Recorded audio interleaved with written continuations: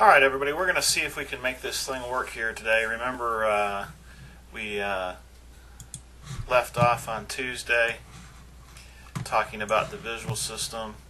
See if I can get this thing set up so that it'll work and everybody can see it. Do the best we can with it.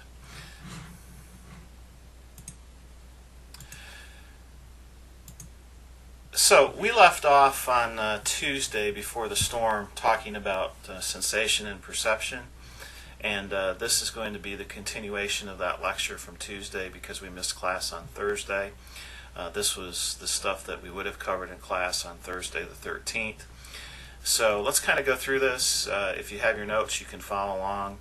I'm going to try to finish up this section of the notes today over the next hour or so, hour and a half. And then hopefully when we come back to class on Tuesday, we will be right where we need to be talking about the next section, which I believe is on learning, if I'm not mistaken, actually states of consciousness. All right, so we left off, we were talking about the various parts of the anatomy of the eye. And remember I told you that I was not necessarily concerned that you know where the different parts of the eye are, but that you are familiar with what the different functions of these parts are. So we've talked about the various parts at the front of the eye, the pupil, the iris, the lens, the cornea, so on and so forth. So we want to spend a little bit of time now just talking about some of the structures towards the back of the eye that actually absorb this light, send it to the brain for interpretation, and so on. So as that light enters the eye, it goes to the back of the eyeball. And at the back of that eyeball, we have all of these cells and stuff back here that surround the primary area, which is the retina. The retina sits up in here, in this area here, if you see my little pointer going back and forth.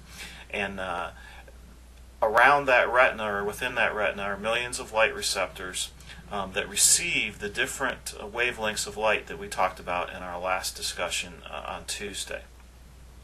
The optic nerve right here is where all of those light receptors convene, and then that leaves the back of the eyeball and goes back to your occipital lobe in your brain, where all of those particular signals are interpreted.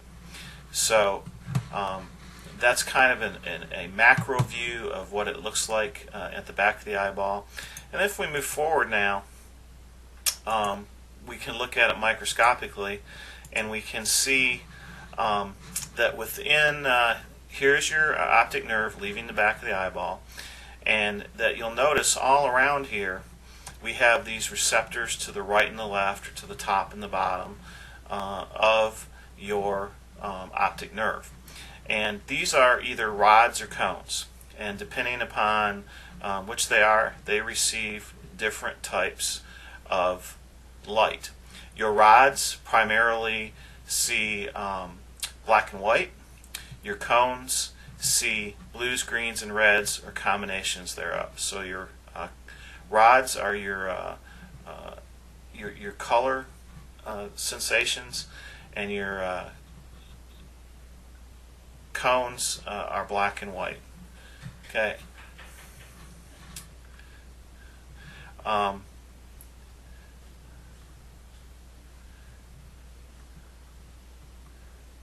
Getting ahead of myself here a little bit. Let me see where I am.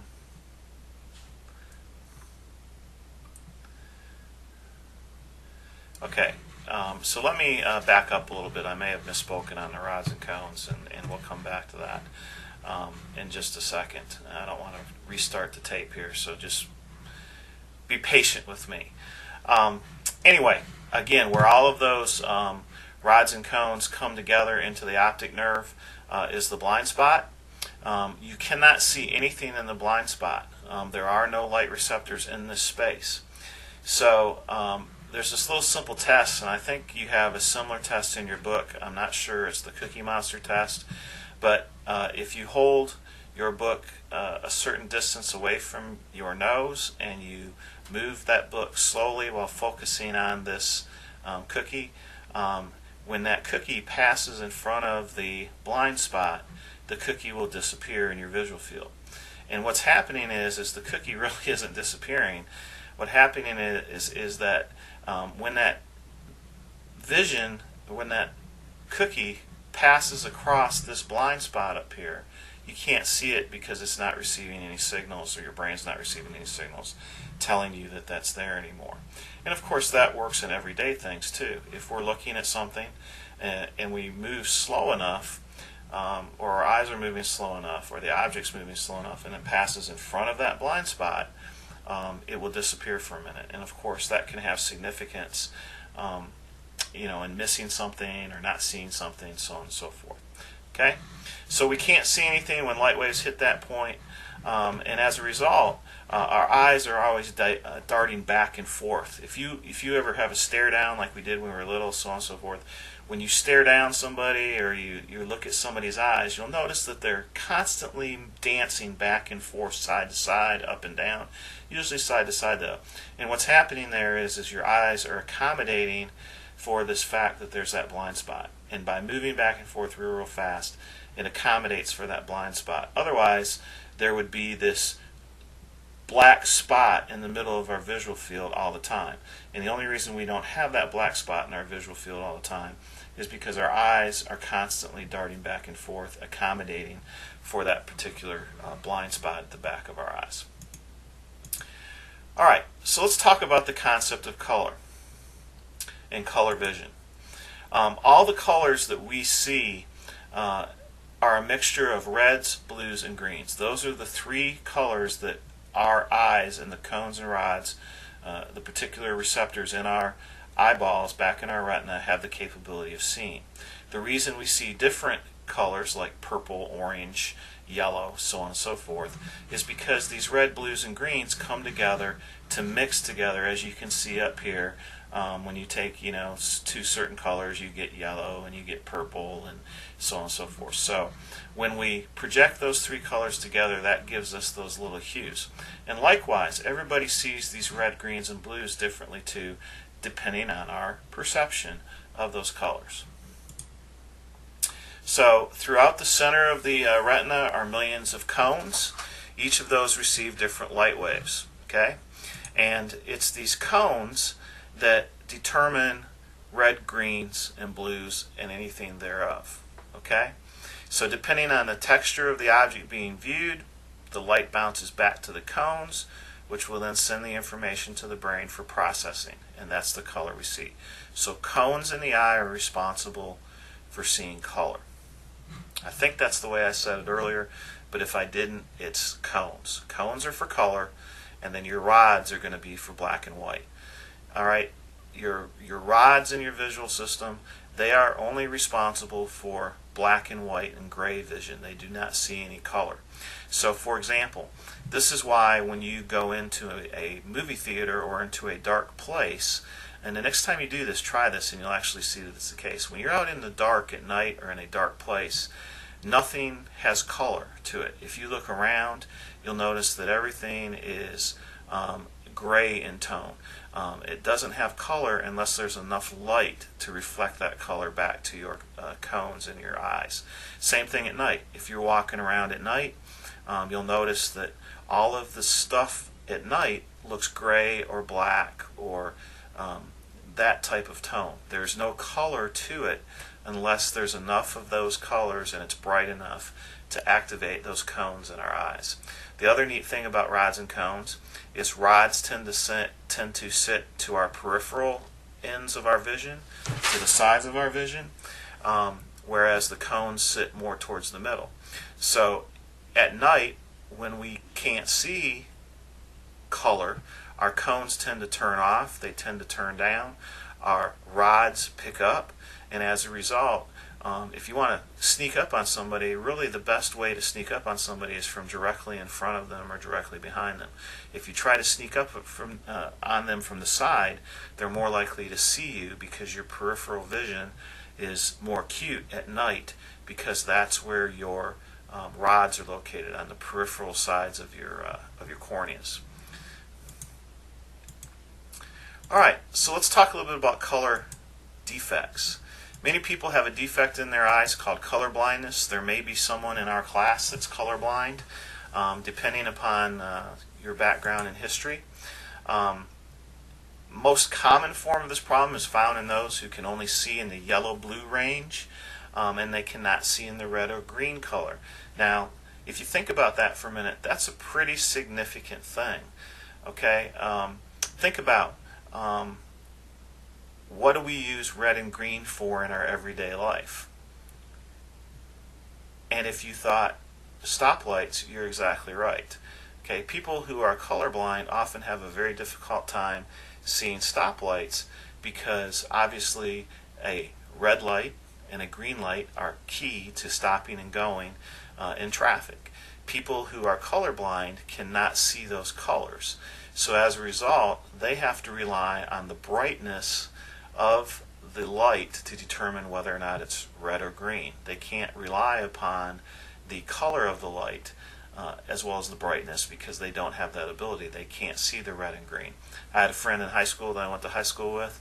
He was colorblind like this, and as a result, he could not see the reds and greens, and he had a very, very difficult time around stoplights and making sure, and always took some extra safety to make sure that the light was red or green before he proceeded through those types of intersections. So again, these receptors do respond to light, they just don't see it as colored light, and that's really, really important. All right, about 88% of men have this defect compared to about 5% of women, or 0.5% of women rather. So if you look at, we've got about 35 people in our class. There may or may not be someone in our classes that are men, because we don't have all men, of course, in our class. So the likelihood of one of us being colorblind in our class is probably pretty slim. If you look at the entire population of the college, or of even the people in our building where our class is held, it's probably likely that there's 1 or 2 men in there that probably have this defect. Women, again, about 0.5%. It doesn't affect a whole lot of women, so your population is not real large, and it would be much more difficult to find a woman that has a colorblind issue. Truly colorblind people are extremely rare. When we talk about truly colorblind people, we're talking about people that only have rods. They only respond to sight and to light with rods. Their cones are not working for whatever reason. And as a result of that, they are extremely sensitive to moderately bright lights that can be extremely painful for them because all they see is white light. That's all they see coming in their eyes. A lot of people that are legally blind can actually see light, but the problem is the light is so blinding because it's just white light that they're seeing, that they can't see anything. They can't see any objects or any forms, so on and so forth. This is also why many blind people actually wear dark glasses. Not only do they wear dark glasses because if you've ever seen a blind person, their eyeballs are going all over the place, but many blind people wear these dark glasses because it's extremely uncomfortable for them in the daylight to not have something over their eyes because of the fact that their eyeballs are still responding, the cones in their eyeballs are still responding to that particular light, but it's so intense that they just can't stand it if they don't have some sort of protection. So truly colorblind people, very, very rare, and again, these are people that all they see is with their cones. Alright, so simple colorblind test.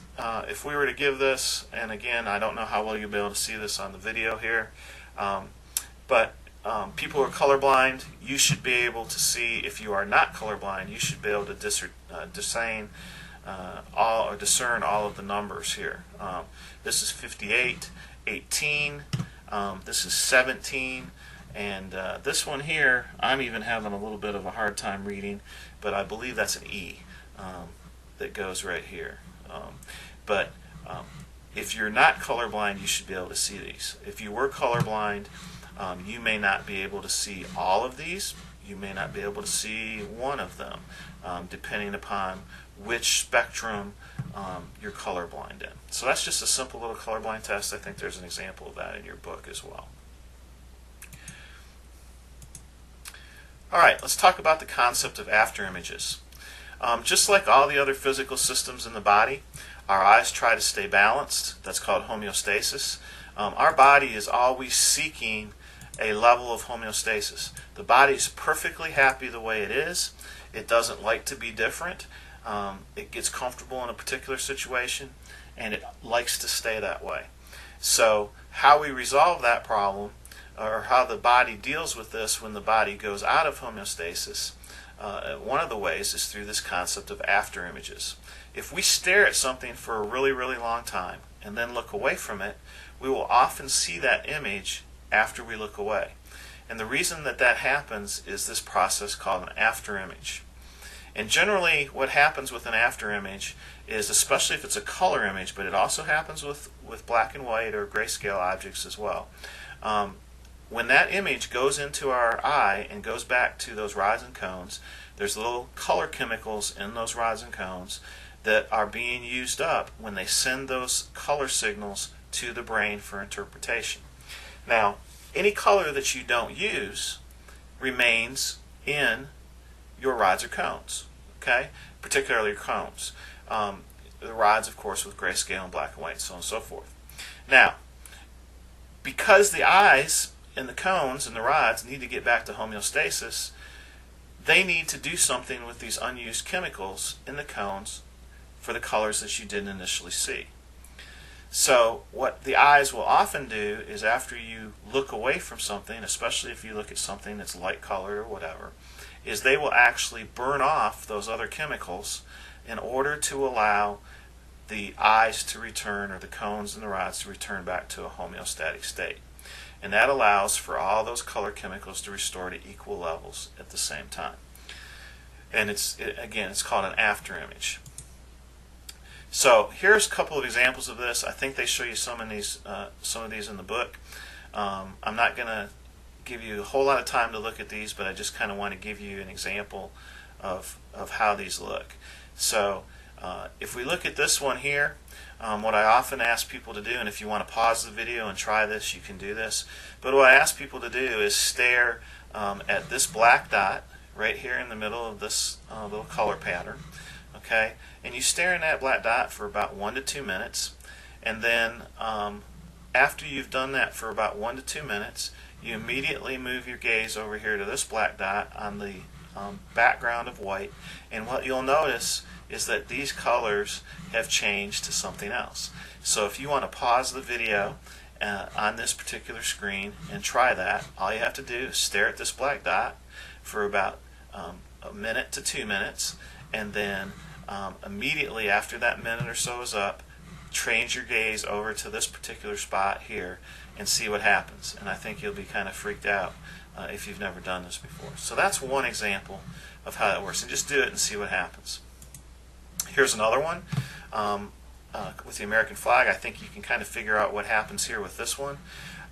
If you stare at this plus sign, this white plus sign, again for 1 to 2 minutes, and then you immediately after 1 to 2 minutes exchange your gaze back over here to this, you'll notice that these black and greens and golds and so on and so forth have turned into a red, white, and blue flag.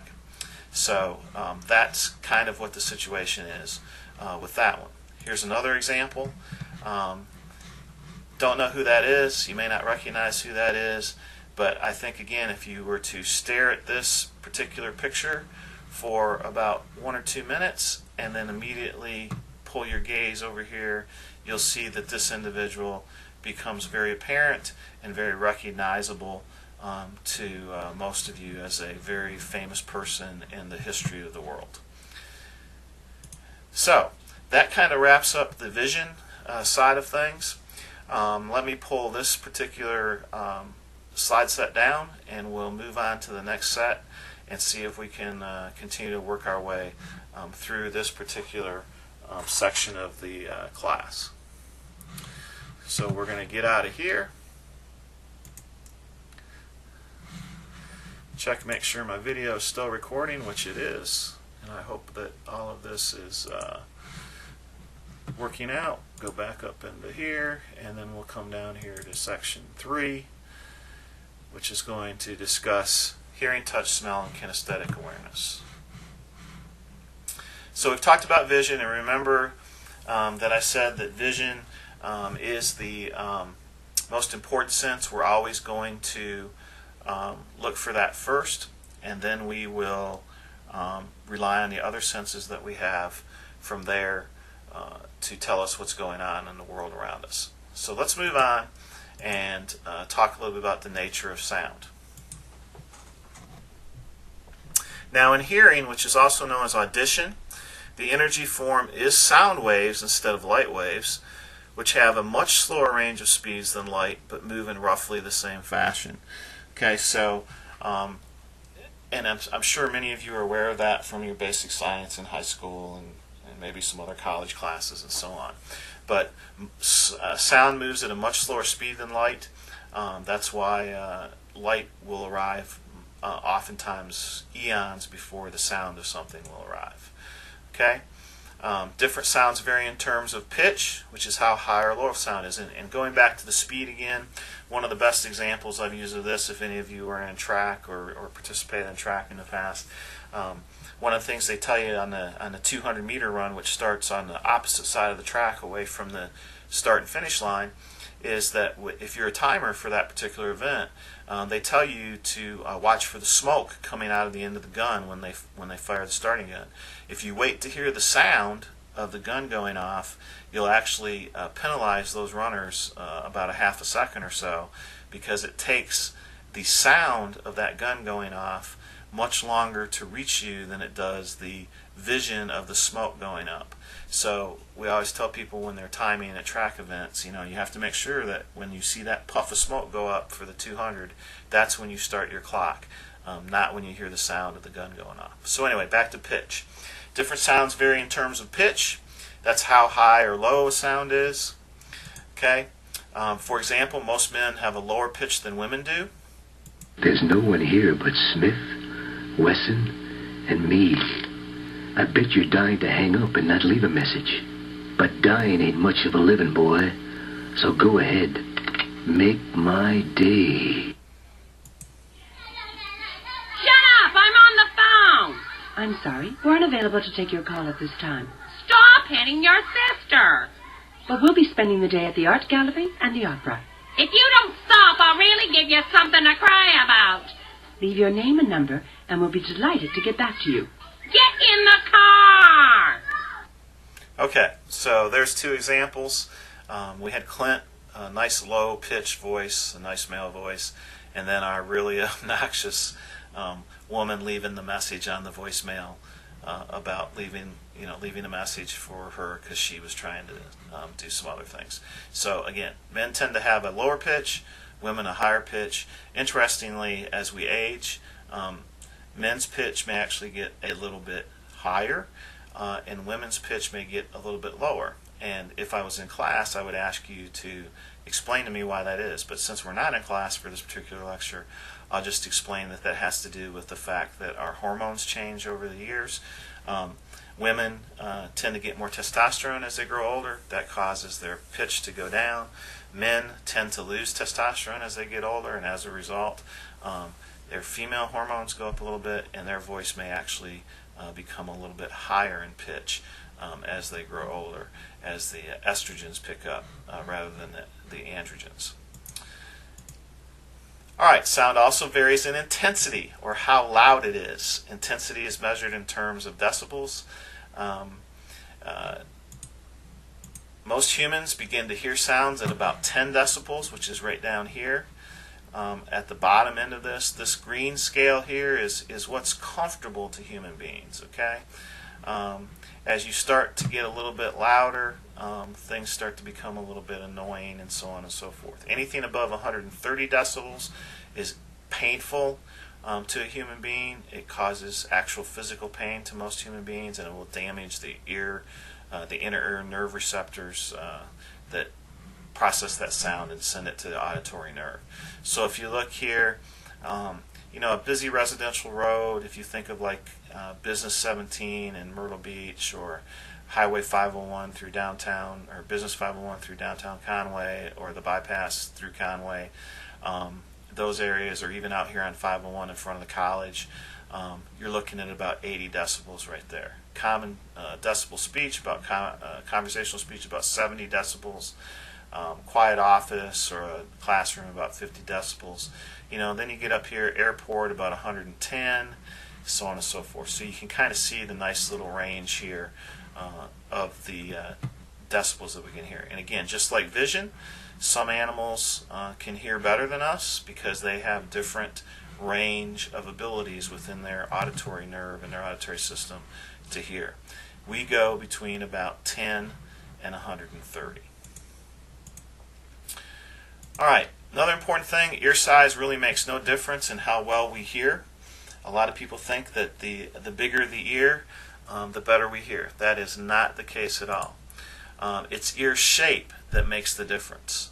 Okay, since our outer ear catches the sound waves and funnels them into the inner ear. So we would really make fun of this guy because his ears stick out so far, and he's got a big ear as well. But this guy would actually hear a lot better than someone who had his ear pinned to the back of his head. If you don't believe me, you can actually do this yourself. And this is why people take their hand and they stick it behind their earlobe when they're trying to hear something, because they're trying to catch more sound. But if you do this yourself, if you just take your ears while you're listening to me talk and put your hands behind your ears and push your ears out, you can see that how you hear changes versus if you push them in against your ears. And if you just try that, you'll see that the actual sound changes as you move those ears out or in and change their shape. So it's not the size that matters of the ear, it's the shape.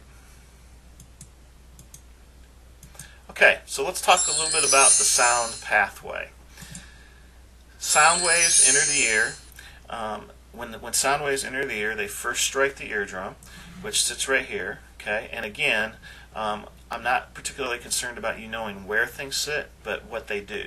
Okay, and all the eardrum is a little piece of tissue. It's not very thick, not very wide. It sits right here. It's stretched over the entrance to the inner ear. If you touch it with a Q-tip or with your finger or anything else, you know when you touch it because it causes this whole system to activate. And depending on how hard you touch it, it'll hurt as well. But an eardrum is exactly that. It's like a drum. If you play drums or you're familiar with drums, you know when you tap on that membrane on the top of the drum, it causes a sound. It causes action. And the same thing is true with this particular thing here. When something physical hits this, it causes it to vibrate and causes this process to start. And again, sound is both a physical event and a psychological or chemical event. So we'll talk a little bit more about that as we go along here. So anyway, the sound enters the ear. It hits the eardrum. That eardrum starts to vibrate. And then within the ear, just behind that, we have these three little bones called the hammer, the anvil, and the stirrup. Again, if we were in class, I'd ask you that. But you've got the hammer right here, then the anvil, and then the stirrup. That vibrates. It causes these to vibrate. It vibrates through, and then it hits the cochlea, which is this big, round, shrimpy-looking thing, or not even a shrimp, but kind of a snaily-looking thing. That's called the cochlea. All right? And we'll tell you what the cochlea does here in just 1 second. Inside the cochlea are all these tiny little hairs called cilia, which are all tuned to different frequencies of sound. So just like in the eyes, we have different rods and cones that are tuned to different light patterns and different waveforms of light. The same is true in the cochlea with these little cilia, these little hairs. And these little hairs sit straight up in the cochlea, and they wave back and forth. And then when sound hits them, or when these sound waves hit them, they bend over a little bit. And depending on how much they bend over, that activates the different frequencies of sound that are happening. So if I were to, let me get my little pointer pen out here and see if I can even draw this a little bit. So here's the cochlea, and sitting up in the cochlea, you've got all these little hairs, and they stand up straight. Okay? And then when sound comes in and hits them, if the sound's going this way, they all bend over as that sound goes by. So the sound goes by, it hits them, and then they straighten back up.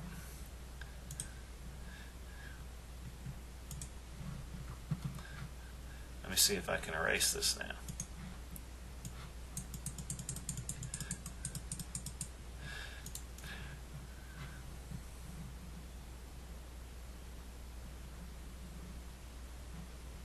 Okay, so that's basically how it works. Now, the problem is that if you are someone like many of us today, and myself included, if you have our little wear your little earbuds or your little cell phone, your little Beats or whatever the case may be, earphones over your ears. Again, if we get our little pin, I should have just left it up there. We get our little pin out here, and we have this sound coming in, and we're constantly listening to loud music. Well, what happens to these cilia is over time, because they're constantly being bombarded with this sound, is they start to lean over. And instead of popping back up and becoming straight like they're supposed to and standing straight up, they just continue to lie over on their side. And as a result, because they don't pop straight up, if a particular frequency of sound comes by them and they're not standing straight up to catch it, what happens to the sound? It's not read by the cilia, which are attached to little nerves down here, and as a result, we don't hear that particular frequency of sound. And this is how deafness occurs. This is why people can't hear, or one of the reasons why they can't hear, is because that cilia lays over and the sound just literally goes right over top of the cilia and it's missed. Okay, so as we age, as I've just alluded to, we lose those hair cells. The hair cells respond to the tiniest of movements, which cause the flow of electrical ions to the nerve cell that's connected to the hair. So down in at the end of those hairs are these little nerve cell connections that go to the auditory nerve. And this is where that physical signal becomes a chemical signal. It turns this physical action of the sound wave into a chemical signal that's then communicated via the auditory nerve to the brain, where sound is interpreted in the temporal lobe. Now, how strong a sound is and when it arrives at one ear is contrasted by the brain with the other ear.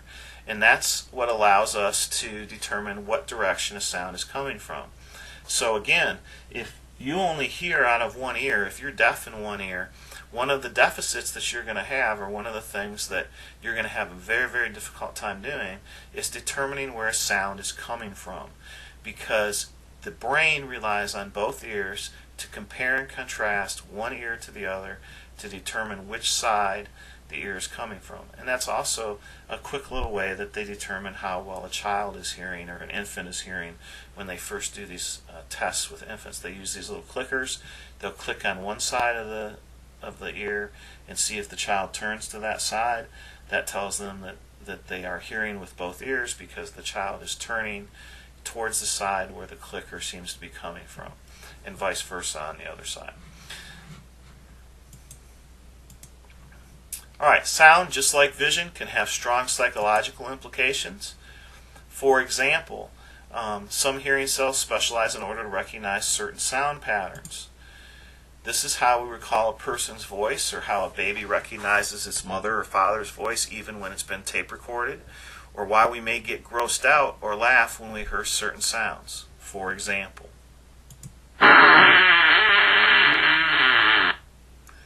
Okay?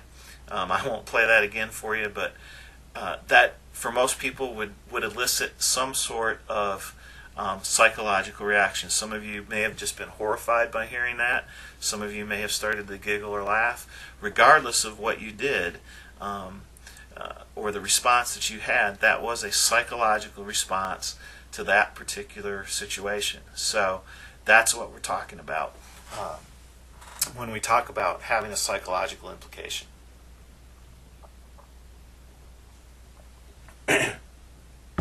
Same thing is true if we hear somebody throwing up or vomiting. For many people, for example myself, I don't have a problem watching a person vomit. I don't have a real problem listening to them vomit, but the smell of vomit really gets to me. So again, when we get into smell, that can have psychological implications as well. But for many people, the sound of certain things can either be pleasing or very off-putting psychologically to a person, depending on whether or not they like that sound. All right, so let's talk about the cutaneous senses now. Touch. There are 3 types of cutaneous senses, or skin receptors, in the human body. The first one, or before I actually get to that, each of those sends signals to the brain, where again they're recorded, and the brain responds appropriately. So remember, it's the brain that's controlling all of our senses, all of our perception that's going on. All right, so the first type of cutaneous sense records physical changes. All right, those are things, and when we talk about cutaneous senses, we're primarily talking about our skin. All right, the first one that the brain records is any type of physical change in our skin. Our skin is our armor, it's our outer covering. Anytime something happens to that, or even to the muscles inside, so on and so forth, a pinprick, a bruise, a cut, anything like that, we immediately record that. Our brain feels it, and we know about it. Sometimes we may not know about it because it's so tiny and so small that we don't realize we've cut ourselves. We've all had that experience where we're bleeding and we don't realize we're bleeding until we pour something on it or get something in the cut or whatever. But regardless of that, at some point our body's going to tell us that there's been some sort of physical change in our cutaneous system. The second type responds only to changes in temperature, hot and cold. Okay, so it tells us when we're in a cold environment, tells us when we're hot, and so on and so forth, and allows us to accommodate for those particular things. And then the third is one that remains active and continuously on all the time. The first 2 turn on and off. They only activate when those experiences occur. The third one is on all the time, and that responds to injury and poisons. These are the receptors that we really, really dread because they cause feelings that can last for hours. And an example of that is burns. If you think about having burns or having been burned in the past, if you suffered a sunburn or if you suffered from burning your finger on a hot stove or on a hot pot or pan or whatever the case you can think about, those burns tend to stick around for a long time. Your body reminds you that that is not a good thing to do to your cutaneous parts of your body. It's interesting to note that 3rd-degree burns are not painful. And the reason 3rd-degree burns are not painful, usually, is because in a 3rd-degree burn, you actually have burned the nerve receptors. Those nerve receptors have been burnt, so as a result, they aren't sending any signals to the brain. That doesn't mean a person that suffers 3rd-degree burns doesn't have pain. They actually have a great deal of pain in a lot of cases, but it's not because of the 3rd-degree burns. It's because of the lesser burns on the edges of those 3rd-degree burns. So burns and poisons and that type of stuff, same thing. If you get poison ivy or poison oak or something like that on our skin, it causes us to break out and itch and so on. And it's these particular receptors that are causing that to happen. And they make us miserable because they're on constantly. And all we can do is try to take some medicines or use medicines to try to alleviate that problem. And eventually, they do go away, but it's something that takes some time. Whereas with physical changes and changes in temperature and so on, we often will accommodate to those things. We'll get used to the bruise, we'll get used to the pinprick from the needle or whatever the case may be. We talked about jumping in a swimming pool with accommodation, etc. You get used to the temperature change because you accommodate, and then it's all fine. With injuries and poisons, not that way. It's going to continue to remind you for a while that there's a problem. All right, the sense of taste. Taste is a chemical sense. Many of the first 3 that we've talked about here have been physical senses. They require something physical to happen. At least part of the process is physical, and then it turns into a chemical sense. The sense of taste, a little different situation. This is a chemical sense. Our tongue and throughout our mouth, or on our tongue and throughout our mouth, we have receptor cells that respond to the chemical structures of the foods that we eat. And depending on the chemical makeup of those foods and the different things that we eat, that will affect what we're tasting and so on. These cells respond to 4 specific tastes, and there's a lot of debate about this now, about whether or not this is actually the case. But for our purposes, we're gonna still look at it this way. Some more recent research is showing that we probably don't taste this way on our tongue. For a long, long time, it was accepted that there were regions of the tongue that tasted different things. More recent research has started to show that we probably taste this stuff all over the place, and there really probably isn't one specific part of the tongue or a couple specific parts of the tongue where all these things are primarily located. But for our purposes, we're going to kind of look at it this way just so that we have an understanding of how it works. So we taste sweet things primarily on the tip of our tongue, or at least that's been the belief in the past. Salty things kind of on either side of the sweet things, on the outer tip of the tongue, right in this area. Sour things tend to be back here towards the middle and on the sides, and then your bitter things are back here at the back of the throat. Okay, and this is kind of our last resort for bitter things and for things that don't taste very good. A lot of times when you first bite into something, it may not taste bitter, but then it becomes bitter. So we'll eventually taste that bitterness back here, and that will cause us to spit that out.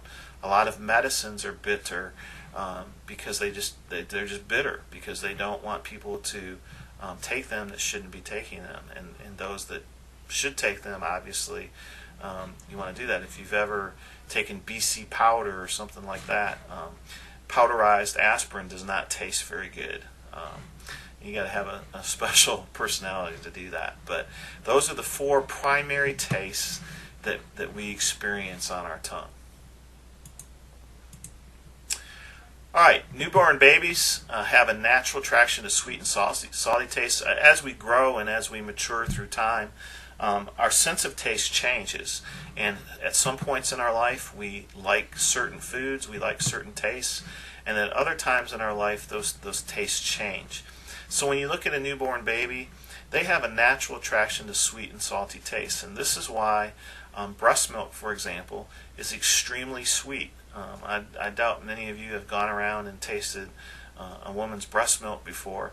Some of you that are moms may have done that before, checking to see if it was too hot or too cold before you fed it to the baby and so on.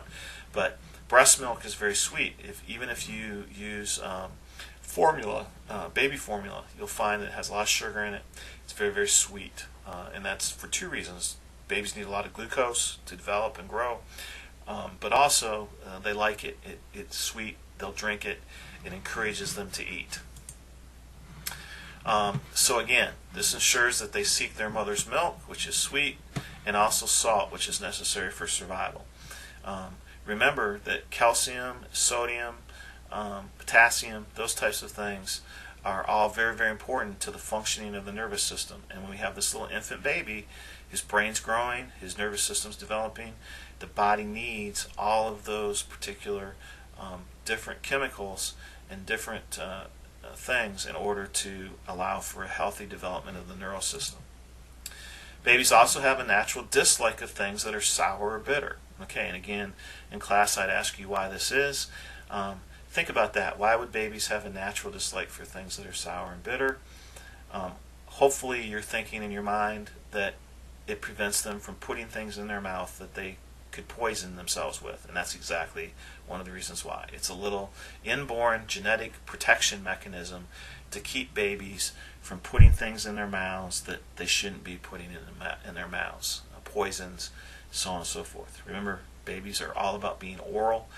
Those of you that have had children or been around children know this. Those of you that are going into child care, so on, you probably have an idea about this as well. But babies are very oral. Everything goes to the mouth. So if something is bitter or it doesn't taste good, they're more likely to spit it out than they are to swallow it and potentially poison themselves. All right, taste receptor cells are very sensitive to heat, and as a result can be damaged when they're burned. That's why our tongues and our mouths really don't like really hot food. And when I talk about hot food, I'm talking about temperature more so than chemical heat from like peppers and that type of stuff. But again, that would be a chemical thing that some people are more sensitive to than others, and we'll get into all that in just a second. People are also very sensitive to things like tobacco smoke. Some people cannot tolerate that at all from a taste standpoint. There are many people that are incredibly revolted and absolutely refuse to kiss someone that's either a smoker or chews tobacco or uses snuff or whatever the case may be, because it's just disgusting. Likewise, and if you do smoke, don't be offended by that, but it's just some people are really disgusted by that particular taste or that smell, so on and so forth. Likewise, a smoker or someone who uses tobacco in some form or another, they are likely to have taste receptors that are either damaged or less sensitive because of not only the chemicals that they're taking in, but also the heat that they're taking in. If they're a smoker in particular, you're sucking a lot of hot air over your tongue and taste buds when you're sucking that smoke off of a cigarette into your mouth. So fortunately, in both cases, the good thing about taste receptors is that they are one of the few nerve-related things that can be replaced, and they are replaced on a regular basis. If you burn off a taste bud, or a taste bud dies out because it's damaged because of smoking or whatever the case may be, the body will reproduce taste buds to replace those that are being used up or being damaged. Unlike other types of nerves that oftentimes once you lose them, they're gone. Now, getting back to the types of tasters, I mentioned a few minutes ago, hot foods and so on and so forth. 3 different types of tasters are found amongst most humans. Think about the types of foods you like to eat, and you can kind of identify what kind of taster you might be. The first type of taster is called a super taster. They have many more taste buds than most people do. They're particularly sensitive to bitter tastes. They represent about 25% of the population. So again, in our class, we've got about 35 people in class. So we may have 1 or 2 super tasters in our particular class, probably about 1 if any. Okay, but very sensitive to different tastes and so on. A lot of your chefs and cooks and people like that are very good super tasters, and that allows them to identify the different nuances of food. A lot of your people that are wine tasters or beer tasters or whiskey tasters or whatever, coffee tasters, they're super tasters. They have the ability to bring out all these little nuances in food that the rest of us don't even pay attention to. In the middle, we have our medium tasters. That's about half the population. Probably most of us in our classes or in our class are of that particular type. They have an average ability to taste things. They're not real great tasters. They're not real bad tasters. They're just somewhere kind of in the middle. And then we have the last group, which are the non-tasters, and they represent the other quarter of the population. And they don't have particularly sensitive taste receptors at all. These are people that can pretty much eat anything you put in front of them. My son is probably a non-taster. I'm not sure he's a super taster. Definitely not a medium taster, but he's one of these guys that really gets off on eating really hot food, peppers, habaneros, that kind of stuff. And he enjoys them. He likes them. It tastes good to him. Some things are a little bit hot for him, but I, on the other hand, I can't stand anything really hot. You would not want to go have wings with me and not have, some pretty non-hot flavors, because I don't get into your traditional wing flavors and so on and so forth, because it's just too spicy for me. So super tasters, medium tasters, and non-tasters.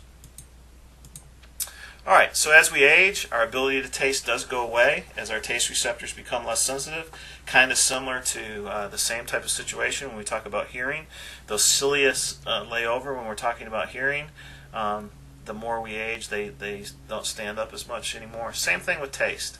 As we grow older, our sense of taste becomes less and less. As a result, we see a lot of older people who tend to like very salty and spicy foods that many younger people cannot eat. Think about going to your grandparents' house when you were younger, or maybe even now today, going to your mother's house, or to your even maybe at your grandparents' house now, and they're cooking. And I remember, and I always tell this story about my grandmother when I was growing up. We always went to her house for Sunday dinner or for special occasions throughout the year, holidays, so on and so forth. And she would cook, and oftentimes we would have a roast or something like that. And you'd get the roast, and it would feel like that, or taste like it had been soaking in salt brine for the last 12 days, because to her it wasn't salty enough. For the rest of us, we were like, oh my God, this is so salty, because her taste buds had gotten older. Her sensitivity to that salt taste wasn't as keen anymore. So for her to get the same sensation that she was used to, she had to put more and more salt on her food. So again, as you get older, you tend to be more inclined to like spicy, salty foods. People who are older can oftentimes put to shame younger people when it comes to eating really, really spicy, hot things, because they simply can't taste them as easily as younger people can. All right, moving on now, let's talk about the sense of smell. It's also known as olfaction. Smell, like taste, is a chemical sense. All of the ambient air around us is full of scent molecules, which, when they reach the upper nasal passages in our nose, they pass by and are processed by these olfactory cells. So you go up in the nose here, and then way back in the back of the nose, we have all these olfactory cells that hang down. This is a little bit larger in detail than it actually is. These are primarily microscopic. But up in the top, you've got this olfactory bulb. You've got these receptor cells that sit down in the mucus of the nose and in the skin of the nose, inside, and so on and so forth. And they pick up these little molecules of scent, and depending on the particular cell, it will pick up that scent and send that signal via the olfactory nerve to the brain, where it's processed for smell. All right. Now, what I want you to understand is that we all have these little hairs in our nose that, for some of us guys especially, they stick out, and we got to trim them, and so on and so forth. Those are not your olfactory receptor cells. Those hairs have nothing to do with smelling whatsoever. The hair that's in our outer nostrils, or our nares here, that we can visibly see, all that is a scrubbing mechanism. They're just filters per se. So, and again, many of you may know that, but that hair that's visible in our nose, that's there to act as a filter, to clean the air as it goes in, to keep debris from going into our lungs and clogging up our lungs, and so on and so forth. And it collects that debris, and then this is why we get mucus buildup, or boogers, if you will, that have to be blown out or picked out, or whatever the case may be, depending on how polite you want to be.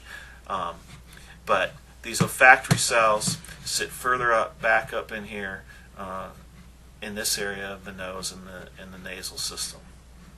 Okay? So again, they send those messages directly to the brain, where the smells are processed and interpreted and tell us what we're smelling. All right, and as I alluded to in class, in a lot of ways, smell is more complicated than taste. Smell actually, not only is it more complicated, but it also complements taste. All right? Taste basically relies on specific flavors. We talked about the sweet, the sour, the salt, and the bitter. Olfaction, on the other hand, can detect thousands of different odors. And if you think about a particular type of food, like think about a steak or something like that. There's 100 different ways that you can cook a steak, and depending upon what you put on the steak, how you marinate it, or even how you cook that steak, that can affect how that particular steak smells to someone. And that smell can also affect the flavor of that particular steak. So smell is certainly much more complicated than taste in a lot of ways. All right. Also, unlike our taste buds, olfactory cells do not regenerate when they're damaged. So if we damage those olfactory bulbs, we lose our sense of smell. So this is key and significant when we talk about people that use illicit drugs and they snort these drugs through their nasal passages. A lot of people who abuse cocaine, one of the first things that they lose as they become addicted is their ability to smell things, because that cocaine, that raw cocaine going into their nasal system destroys these olfactory cells, and they can't smell things. Same thing is true just with simple colds or sinus infections and different types of things. If you think about when you have a cold, food doesn't taste good. It tastes bland. You lose the taste and the flavor of food because your nose is stuffed up, and as a result of that, your olfactory cells are not working as well as they would when you're healthy. And all of that plays into a role of how we taste food and so on and so forth. Likewise, again, as we get old, the numbers of our olfactory cells decrease. So a lot of elderly people have a decreased sense of smell. And this is why when you go into many elderly people's homes, they smell musty or they smell dirty. And elderly people are often not aware of the fact that their home does not smell clean, or that in fact it isn't clean, because to them it smells fine. I always again tell the story of when my grandmother got very, very elderly. She lived in a senior citizens home, and it finally got to the point where we had to move her into a nursing facility because she wasn't cleaning her apartment anymore. And we went in one time, and it was just absolutely horrendous what the apartment smelled like, because she hadn't been cleaning her bathroom, she hadn't been cleaning her carpet, hadn't been washing things, and so on and so forth. And to her, she didn't understand what the problem was, because to her it smelled fine. It was simply because she just didn't have the ability to smell very well anymore, number one. And number two, as I already alluded to, as we get used to the smell of something, we tend to accommodate to it.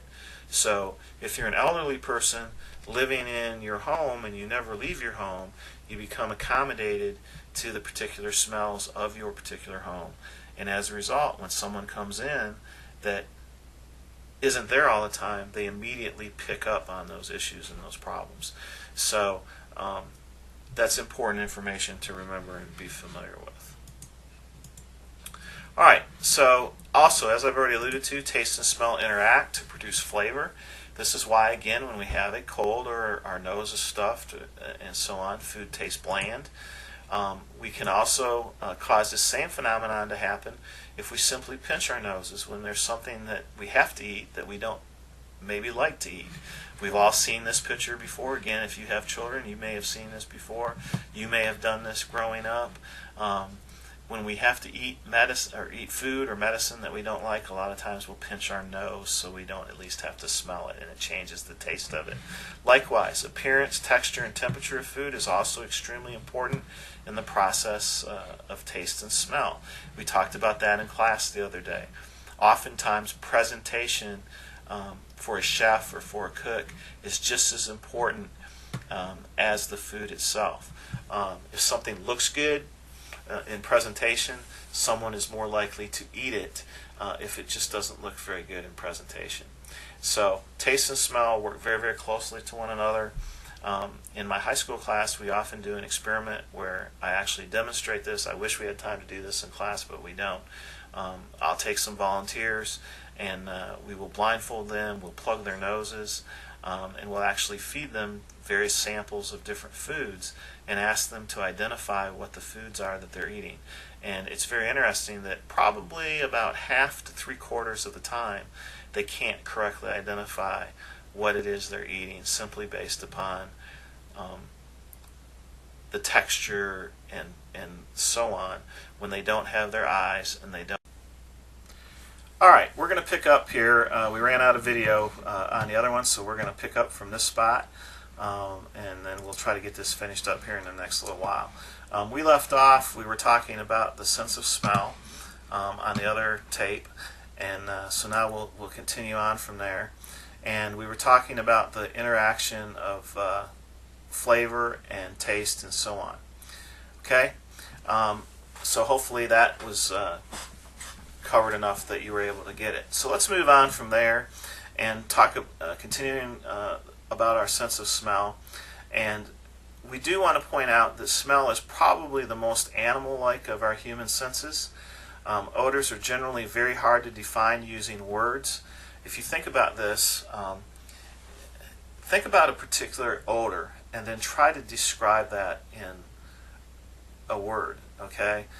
So for example, if you say, or if I say to you, what does chocolate smell like? Well, you want to say, well, it smells like chocolate. Okay, well, what does chocolate smell like? What does a strawberry smell like? What does a certain kind of perfume smell like, or a certain kind of cologne? We just don't, we don't know what that particular type of perfume. It's hard to describe that because it's really, really hard for us to put words on a particular odor or smell or perfume or whatever the case may be. So it's extremely difficult to define that. When an odor is associated with an emotional event, however, we do tend to never forget it. So, for example, if someone who's very special to us in our lives wears a particular perfume or a particular cologne, whenever we smell that, we're likely to remember them. It's likely to bring back a memory, be that a good memory or a bad memory. If there's a particular odor that was associated with something that was good or bad that happened to you, you always remember that, or a childhood event, or whatever the case may be. One of the things I always share with my classes is where I grew up in Michigan, in my little hometown, we have a sugar beet factory. Sugar beets are a way that, down here we hear about sugar cane. Up in the Midwest, they get their sugar from sugar beets. And in my hometown, we have a sugar beet factory. And in the fall, October and November, when they are cooking the beets and drying the sugar out of them and so on and so forth, there is a very, very pungent particular odor that emits from that factory when they're cooking the sugar beets. And it's a sweet kind of pungent odor. And the best way to describe it is if you've ever been through Georgetown and smelled the smell from the paper factory. It's a very similar smell, although not quite as repugnant to me as the paper mill smell. But again, when we think of Georgetown, one of the things we think of is the paper mill smell. And everybody says, oh, Georgetown stinks, and so on and so forth because of the paper mill. Well, again, that's where odor is associating with our psyches to give us this emotional feeling. So we've talked about some examples. Here's a great one. When you think about it, and I mentioned this before, I told you I can handle watching a person vomit. I can handle hearing a person vomit. But if I smell vomit, it oftentimes will cause me to retch or even possibly vomit myself. So that's probably a little graphic example, but it's a good example of giving you that experience or what I'm talking about when I talk about smell evoking a particular response. So when we come upon that odor again, generally it will evoke some type of immediate response from us emotionally or psychologically. All right, animals use smell to communicate sexual interest. Human beings, not so much. But animals do use this. Any of you that have dogs or cats, or maybe other animals, probably know this to be the case, depending on the time of the month and so on and so forth, if they haven't been spayed or neutered or whatever the case may be. All right. Animal bodies send out chemicals called pheromones in order to attract possible mates. Males send out certain pheromones, females send out certain pheromones, and that's how they smell them in the air. They leave them on the ground or on posts or whatever the case may be. That's why when we take our dogs for walks, they're always sniffing at things. They're sniffing around for other dogs. And, if they come upon the smell of a certain dog or another animal, they'll leave their scent to cover up the scent of that other animal. Now, in human beings, there's little evidence to show that a pheromone has the same effect for human beings. Human sexual interest tends to be more of a complex mix of things like clothing and perfume and fads about body shape, etc. Some people like certain body shapes, other people like other things about people. Some people like personality more than they like body shape. So human sexual interest has a lot more to do with that.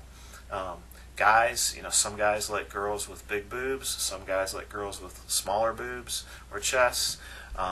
Some guys like girls that have legs, real nice legs. Some guys like girls that have nice butts. Same thing with women. Women like guys. Some women like guys with really pretty eyes. Some women like guys with nice chests. Some women like guys with nice butts. Everybody's different in what they particularly like. Some women like guys that have short hair. Some like long hair. Same thing for women. Or excuse me, for men. Some men like blondes. Some like brunettes. So all of these different things play into the sexual interest we see in human beings.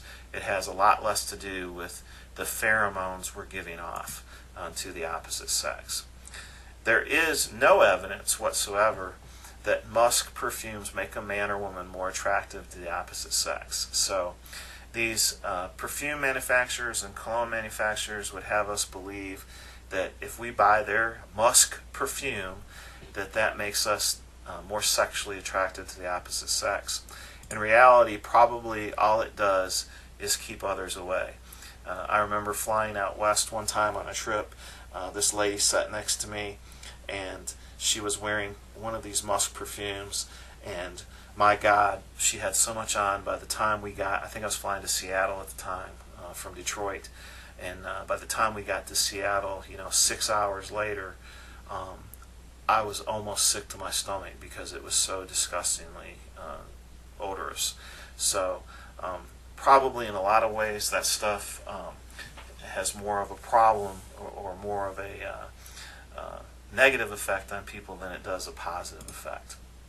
There has been some interesting studies done, however, and in fact musk does seem to work best in cockroach courtship. So this is also why if you go into an infested home with cockroaches or an infested apartment or whatever with cockroaches, there's a very distinctive odor. And if you talk to your Orkin man or to a pest control person, they know when a home or a place is infested with cockroaches just simply from the smell, because cockroaches put off such a distinctive pheromone odor. And of course cockroaches can repopulate very quickly because of their sexual activity and so on. There's also been a study that's showing that people can tell the difference between males and females when asked to smell sweaty t-shirts. Now, why anyone would want to smell a sweaty t-shirt, I don't know, but they actually did this study at a college one time where they took people that were working out and so on and so forth, and they asked them to work out in these t-shirts for a period of time and get really sweaty, and then they took the t-shirts, bagged them up, kept them so they couldn't be exposed to any other air or anything else, and then they asked the males and the females to smell them and identify whether or not that a female or male had worn that t-shirt. And in fact, they were able to show that in many cases they had the ability to identify whether or not a male or female had worn that. And again, what were the other factors that played into that? And I'm not real familiar with the study, but I think they didn't allow them to use any types of soaps or that kind of stuff. But we all know that males and females often use different types of soaps, different types of shampoos, etc., and that can remain in our body or on our body after we dry off from the shower or whatever the case may be. So I'm not sure about how they did all that, how they corrected for all that to keep bias out of it. But the study did show that we were able to identify between males and females. But all in all over, big picture things, pheromones really, really aren't that important to males and females. It has a lot more to do with all those other things that I mentioned a little while ago. All right, let's move on now and talk about the last one. Remember I talked about that sixth sense. We talked about the first five. Now I want to talk a little bit about kinesthetic and vestibular awareness. This is one that's becoming more and more important. Generally, when we think of the body senses, we think of sight, hearing, taste, smell, and touch. Those are the things that we tend to think about as senses. But we also have this sixth sense, or actually sixth and seventh sense. Some people consider kinesthetic and vestibular awareness to be one. Some people consider them to be two. We'll look at them as two separate senses here. But they're very important to our normal functioning. First one is kinesthetic awareness. This is knowing where we are in space. If you look at this picture, and this has always fascinated me, how someone can jump up in the air like this young lady is doing and land on that balance beam successfully without falling off. And of course, many times they do fall off. But for those of you that aren't gymnasts and gymnastics enthusiasts, understand that balance beam is 4 inches wide and it's 4 feet off the ground. Okay, so think about doing a backflip on a piece of wood that's 4 inches wide and 4 feet off the ground.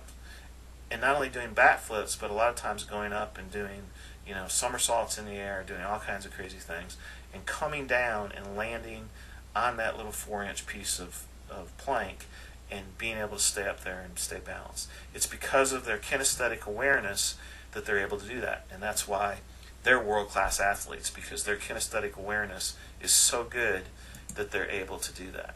The second thing is vestibular awareness. Okay, doing a little plank here. I think that's called a plank. I'm not sure, maybe not. Some of our yoga people could tell us exactly what that's called. But anyway, having the ability to balance and maintain control in that balanced position is called vestibular awareness. So let's look at kinesthetic awareness real quick. Again, as I referred to, it's our ability to understand where our body or a part of our body is in space. So, for example, if you close your eyes and someone moves your arm, you allow them to move your arm to a certain position. It doesn't cause any pain or anything, but just to move your arm in a different position, and then they ask you where your hand is. Let's say they moved it so your hand is above your head. Well, the reason you know your hand is above your head, even though you can't see where your hand is because of your kinesthetic awareness. We have nerves in our joints and in our body parts and in our muscles and so on and so forth that tell us where we are in space. And we don't actually have to be able to see that in order to know where a certain body is in space. So when we look at this picture of this gymnast right here, she knows where her feet are in relation to this balance beam. And she knows that her feet kinesthetically have to be in a certain line in order for her to be able to land successfully on that particular beam. She can't see her feet here. She's relying upon her kinesthetic awareness to put her where she needs to be so that she doesn't either miss that beam or fall off that beam because she didn't land correctly. Alright, so this again relies on nerve receptors in your muscles and joints. They send that information to the brain and let us know where we are in space. Okay? So as I alluded to, this is how we know where our arm is, for example, even when our eyes are closed. We talk about vestibular sense. We have to go back inside the semicircular vestibular canals within the inner ear. Again, here's the cochlea. We talked about that before with hearing. The sound waves come down here. Well, sitting right up here above the cochlea are these vestibular canals. Okay? And inside those canals, there's two of them, are fluid. And that fluid tells us when we're sitting upright, when we're upside down, so on and so forth.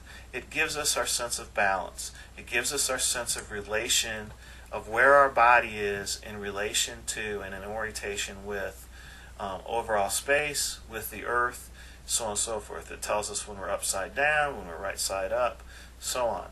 The problem with this vestibular sense is it can be fooled. Some of you may be familiar with John F. Kennedy Jr., JFK Jr. He and his wife died in a tragic plane crash many, many years ago. He was flying to Martha's Vineyard at night one night. Him and his wife's sister, they got an airplane, they started to fly. He was only rated for VFR, visual flight rules, so he really wasn't certified to fly using instruments, and he broke the cardinal rule when flying at night. If you lose your visual flight orientation, is to rely on your instruments, and they think that he failed to do that, and as a result he ended up upside down and actually flew the airplane upside down into the ocean, and it crashed and they all perished. Because when you're flying in an airplane above the earth, you have to rely upon your eyes. Again, there's the eyes again. You have to rely on your eyes to tell you what's up and down. So you look out, you're looking for the horizon, you're looking for the earth, you're looking for the sky. Well, obviously when it's pitch black at night and there aren't any lights or anything for you to focus on because you're far out in the ocean or whatever the case may be, it's very, very easy to become disoriented, and you don't even realize, and I've talked to, my brother's a pilot and he's talked about this too.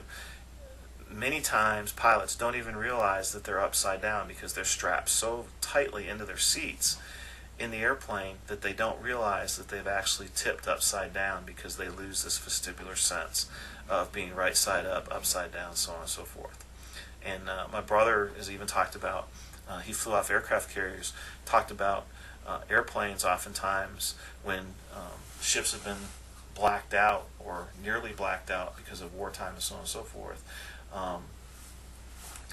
Planes nearly crashing and so on and so forth because the pilots had been upside down, didn't realize they're upside down, etc. So this is a big issue with pilots and with people that lose their vestibular sense because they lose their sensation of where they are in space. Okay? So another way that you can see this in action is if you spin someone in a chair, you get dizzy. Okay? And we'll talk a little bit more about this later on in another unit, but we have to, when we get into perception, when we have to talk about motion, we either have to be still or the world around us has to be still. So when we talk about motion and we talk about this, what's happening is you're messing with your vestibular sense. If you spin around, you get dizzy, and the reason you get dizzy is because you're causing those vestibular canals to not be able to keep up with where you are in space. All right, that brings us to the end of our other senses. That will take us into perception. I think for our purposes, because we've gone about 90 minutes total, we're going to leave that at this for our online lecture, and then we will come back to perception when we meet back in class next time, and then we'll move on with states of consciousness. Thanks for coming and for putting up with this. I hope it was okay, and the little distractions in the background with the phone ringing and so on and so forth, and I look forward to seeing everybody back in class on Tuesday, and hopefully we won't have any more winter weather or other disruptions to keep us from finishing up the semester.